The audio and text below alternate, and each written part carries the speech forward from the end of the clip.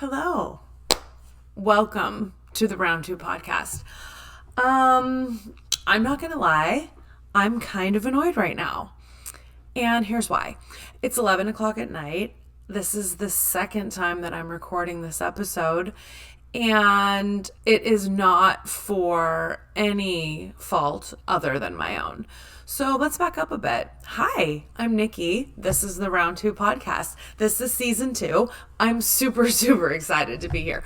Not even kidding. I know I seem a little snarky right now, only because my missteps that have happened are 100% my fault.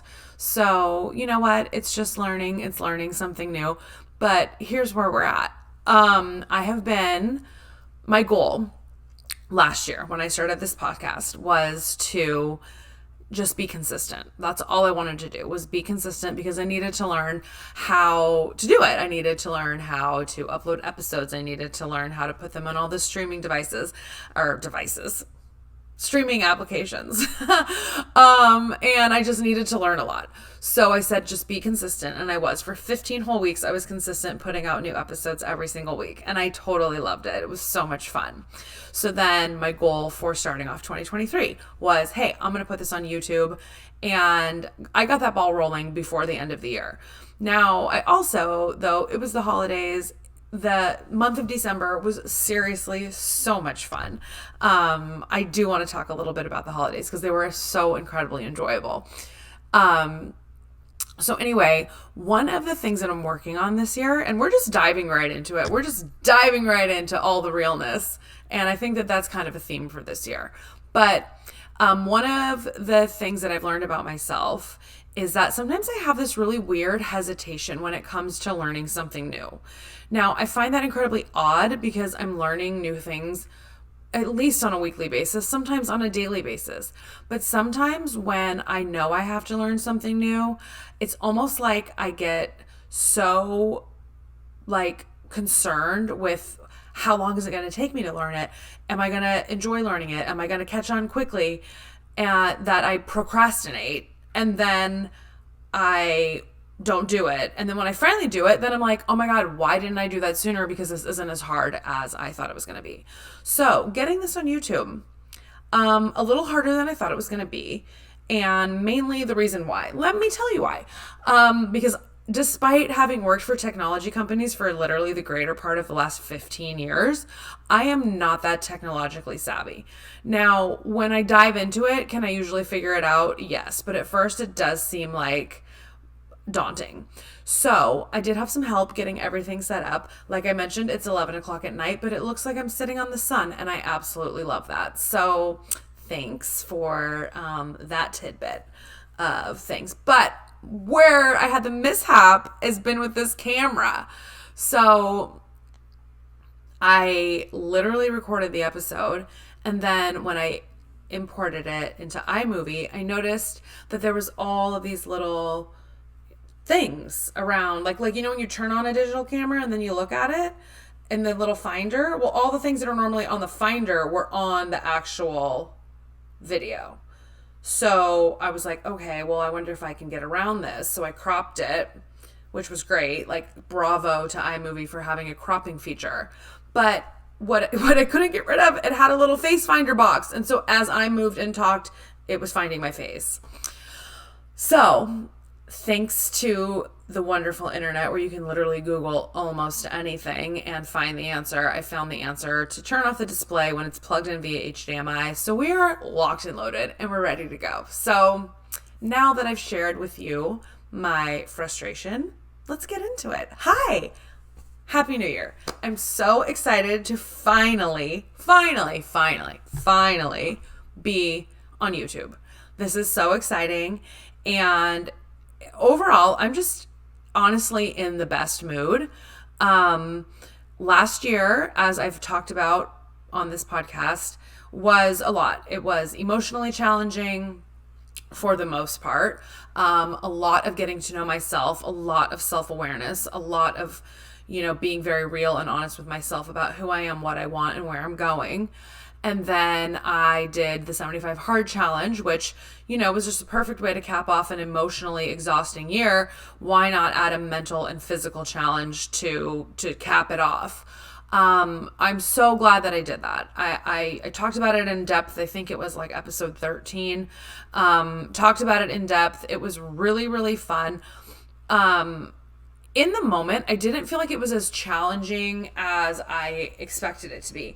And here's why. Don't get me wrong. It was super challenging. Super challenging. But there's an app and there's a checklist. So for me, it was just like, okay, every single day I've got to check all these things off on this checklist. Now, were there times when it would be the end of the day and I'm like, I don't want to do this last thing, whether it was reading 10 pages in the book I was reading, or perhaps it was, oh shit, I still have a 45-minute walk I need to do and it's 8:30. Or perhaps it was 9:55 and I still needed to drink 32 ounces of water. All of those things happened more than once, but I still did them because I was committed to finishing the challenge. So now when I look back on it, I definitely got so much out of it because it was tough and it was challenging. But now I'm like, but I did it. So now going for a walk at 8:30 or so at night, that's become kind of routine. Do I do it every day? No. But do I really enjoy doing it even when it's cold, even when it's raining? I do. And it's like those things kind of don't bother me anymore. So anyway, I definitely took some good habits out of that. But one thing that I did notice is when I finished that and then the clock turned into December, I had this moment where I just realized I had gone on a couple of dates with this guy who really nice, handsome, smart, fun, kind. I mean, all of the things that you want in a potential partner. But after a couple of dates, I just realized that I had nothing left to give. And I also realized that I wanted to just take some time to just sit back and enjoy all of the hard work that I had done on myself in the first 11 months of 2022. So I did that. I had given so much to myself and I had, gone through so much that in December, I just sat back and I enjoyed it. And it was so fun. There were so many fun things that I did, amazing people I spent time with. Christmas and Christmas Eve and New Year's Eve were so much fun. I mean, I enjoyed those holidays tremendously. I feel so lucky that I was surrounded by such wonderful people. I mean, Christmas dinner, we were at my mom and dad's house. Me and my brother, obviously. Some of my friends were there. Some of my parents' friends were there. My mom made a meal, absolutely knocked it out of the park. Everything was so delicious and so perfect. We drank some of the best wines and we just laughed and everybody was present and we just were enjoying Christmas with the group that we were with. And it was absolutely just the best. New Year's Eve, same thing. Spent the day in wine country with a couple of girlfriends. We had amazing food. We had phenomenal wine. We laughed. And we're just totally present in the moment. And it was so incredibly wonderful that it was the perfect way to transition from one year to the next. I am very, very protective of my energy in general, but more so when it comes to the turning of the clock, whether it's from one year to the next on New Year's Eve or when it's my birthday, moving from one age to the next. So just having all of that whole month of just enjoyment and having fun and then turning the page into 2023 was exactly what I needed. And it was the perfect way to end the year. So far it's January. Did I want to get this out sooner? I did. But I also have some goals that I'm working on this year that I'm so excited about. They're big, scary. Some of them I'm keeping 100% to myself. Some are a little more out there because they maybe involve other people or they're just kind of fun. But I'm excited more than normal for this year's goals because I've hired a coach. I decided to invest in myself in that way. And he's been really helping me make the steps to achieving those goals very real and very tangible. So it's like, here are the steps that I need to take in the next month in order to get this much closer to the final state of that goal. And I really appreciate that as somebody who does like lists and somebody who does like to say, okay, what am I going to accomplish this week? Is that I can very much just check the box, and then it's like, okay, that step is done. Now what's next? So I'm really looking forward to seeing how that transpires over the course of the year. One thing that I wanted to share that has been great, and it's weird because I kind of feel like right now I'm talking and I'm like, oh my gosh, everything is so amazing. And obviously, like, everything isn't always amazing all the time. But I will say that I did begin this year with what I am referring to as a delusional level of confidence, which has just kind of like catapulted me into this ultra positive mind space where even when, something isn't working out, underneath it all, I still believe that everything is working out. So there's this, lucky girl syndrome that's going around social media right now. It's been very popular. When I first saw it, it was some younger gals talking about, just repeating to yourself, like every day, like everything always works out for me. Everything always works out for me. So the irony of that is like believing that so deeply that even when something shitty happens, you're still like, well, everything's always worked out for me. Everything always works out for me. So I have had moments where something's happened and I'm like, but everything always works out for me. But I do really believe that. So I think that, like, coupled with this delusional level of confidence that I'm currently just totally surrendered to, is what's making this mood so just positive. And I like to be positive anyway. I mean, there's always a silver lining, always. But I did start out the year with goal setting and with things different than normal. I used to be a big vision board person. I used to kind of like cut out all the magazines and do all the things. And then that kind of evolved into having like a little bit of like some lists on there where then I would put little stars by, like I was a fucking kindergartner, put a gold star when I accomplished that part. And now I've stopped with vision boards and I'm using just things that are, like I said, much more tangible, much more like, hey, this specific part to get me to the next step of achieving this ultimate goal, checking them off the list. But one thing that I did want to do was have a word of the year. So my word of 2023 is gratitude. So there's two things that I'm doing to actively practice gratitude, but then I'm also always trying to keep it in the back of my mind, in that I want that to be like the baseline for how I approach situations. That, I'm grateful. I'm grateful for the life that I have. I'm grateful for the experiences that my hard work has allowed me to participate in. I'm grateful for the people that are in my life. But as far as like the practice of gratitude, so number one, I have a gratitude jar. It's literally just like a mason jar that I took a Sharpie and I wrote 2023 gratitude jar on it.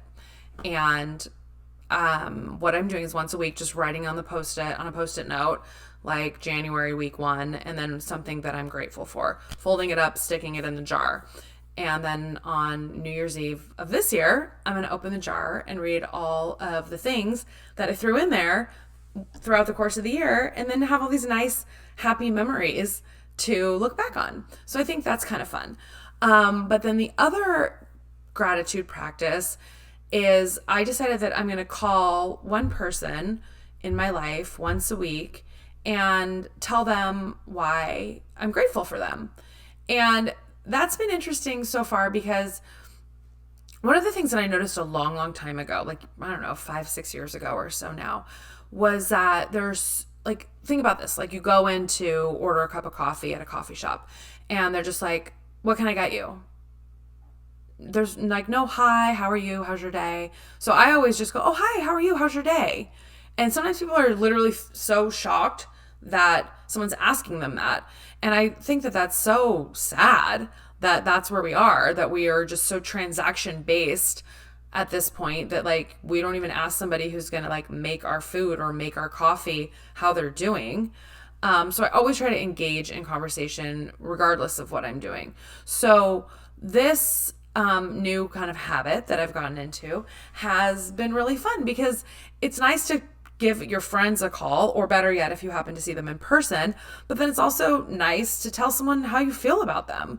And I think that that needs to be a bigger habit. I think I saw something today where it was like, normalize like hanging up the phone, or before you hang up the phone with your friends, and saying like, hey, love you, or I love you, and not, forgetting to tell people that. I think it's really important. So anyway, that's been fun to just talk to friends of mine and share with them why I'm grateful that they're a part of my life. I did joke around with one of my friends at work, and I said, I don't know that I have 52 friends. And then we kiddingly said, well, maybe call people that you don't like and say, hey, here's why I don't like you. And thanks for that, because I don't know, it was dumb, and I certainly wouldn't do that. But I do think that gratitude is really important. And I think that it helps keep your mindset positive and focused on the things that matter. Habits this year are something else that I've been really focused on. But also what I've found that goes hand in hand with habits is giving myself some grace, because I started off the year saying I want this to be a habit and I want that to be a habit. And then a couple of those things I realized, no, I don't. And instead of being, subconsciously disappointed in myself that I'm either no longer doing that, or I did it for a few weeks and I don't like it, or I just stopped, I'm kind of saying, you know what? Maybe meditation just isn't for you at this stage of life. And that's literally one that I've tried. And I really don't think that it's for me right now. I think that time that I was, attempting to do what it could do for me, is better spent focused on, setting my intentions for the day and waking up and thinking about what I am grateful for that day. I feel like that's more in line with who I am and where I am right now. And so I gave myself some grace and said, hey, you know what? That's okay. You tried it. You don't like it. And so no big deal. But look at the other habits that you have got into so far that you are enjoying. There's going to be some habits in our lives that aren't, enjoyable, right? Just being responsible. Sometimes it's wow, I have to do this because I'm an adult. The thing that I literally hate the most, I can't tell you how much I hate taking the garbage bins to the curb. It's maybe 200 yards away. It is not far. It is not a hard task. I despise doing that so much, but I do it because I'm an adult and I create garbage, therefore I have to. But there's other things that we have to do that are enjoyable. So I've been trying to create good for me habits that I also enjoy. So, and then giving myself grace if there's something that I don't have to do, because if I don't like it, why would I do it? So anyway, I thought that was an interesting thought, because I did realize that I am someone who will be subconsciously disappointed in myself for things, and that kind of weighs down. I don't want to be disappointed in myself for something that isn't serving me. Do I want to be disappointed in myself if I drop the ball at work? Of course. If I, do something to disappoint my family, of course I want to be disappointed in myself. But I don't want to be subconsciously disappointed in myself for not doing something that I don't actually enjoy, that literally is only meant to benefit me. Does that make sense? I think that's the first time I ever said that like that, and I think that makes a lot of sense. So, anyway, here we are. We're learning, we're figuring things out, we are accomplishing things. It's weird. I was thinking earlier about how I usually feel like January is the slowest month of the year. And I don't feel that way as we're, 45 minutes away from the second last day of the year. And I'm kind of glad. I'm really glad, actually. It just feels like it's been a good month. It's been a good month, accomplished a lot, overall happy, kind of less planned out this year than normal, which is very unlike me, but also feels very good. So I also kind of started off the year with like, I just want to look as far forward as Q1. Now, granted, of course, there's some things that are already on the calendar as far as October. Yeah. But it's just a different level of planning or lack thereof. And I'm kind of feeling it. So I like it. The other thing, and I think maybe like the last thing that I wanted to address, is the fact that I'm literally sitting here wearing this gray zippy hoodie that I bought at Target in maybe 2011. I had a much cuter top on, recorded the first try of this episode. And then once I was done, I put this on, and then I went to edit, upload, etc., saw all of the little things that the camera was putting on the video. And so when I started again, I didn't change. So I guess in the spirit of being very raw, very real, very vulnerable, here we are. Anyway, I'm going to wrap this up. Happy New Year. I hope everybody is doing well. I hope if your year didn't start off the way you wanted it to, that's all right. Just sit down and rewrite some goals or rewrite a plan and start again tomorrow. I like Mondays. I have always been one of those weirdos. I like Mondays. I genuinely get so excited to get up in the morning. And Mondays are just kind of one of those days where I'm like, all right, let's go. Let's see what this week's going to bring us. So I hope that you guys are good. I'm excited for what this YouTube space is going to bring. I think that it's going to be really fun to have people sitting down here next to me and have the video aspect of it. I think it's going to be just lend itself to some different types of conversations. I foresee some of my friends sitting here and us kind of having side conversations on maybe, you know, like a micro subject that pops up as someone's round two. I mean, certainly at this age, you know, there's a lot of people who have gone through divorces for whatever reason. Being out in the dating world is a wild, wild adventure. It is interesting. So that's like a whole other topic that I would love to share with some friends, because that would make it much more hilarious for sure. So thanks for being here. Thanks for hanging in. Those of you who have reached out and asked me, hey, where's the podcast? Here we are. Let's do this. 2023, excited, and at Round 2 Podcast on Instagram, TikTok. If you would like to come on the show and have a conversation with me about, you know, your round two, about your life path, please reach out. And or if you have a friend or someone who you think would be a great guest, please send them my way. I love these conversations. It has been so much fun to sit and talk with people, learn about their lives, and, you know, find commonalities, find things that we have where we're very different, but just get to know one another and share real stories from real people that are just out here living their lives. So thanks again so much, and we will talk to you soon. Bye.